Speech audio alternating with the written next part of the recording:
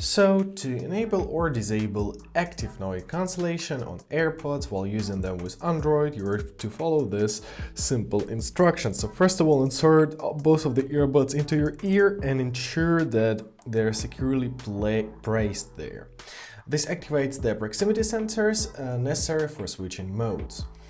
However, you can use them manually, right? So first of all, we have to locate them. Here they are. Here are your proximity sensors, right? You can simply cover the touch sensors on the earbud with your fingers. These sensors are located on the stems, and I just showed you, right? And detect when the earbuds are in your ears. So locate them, press and hold, and this will activate noise cancellation mode.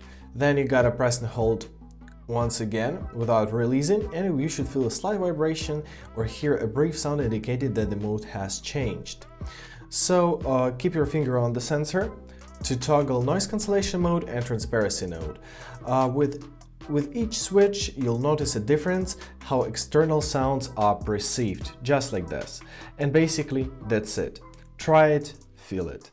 I hope this video is helpful. Thank you so much for watching. Have a great day, and please consider subscribing on our channel.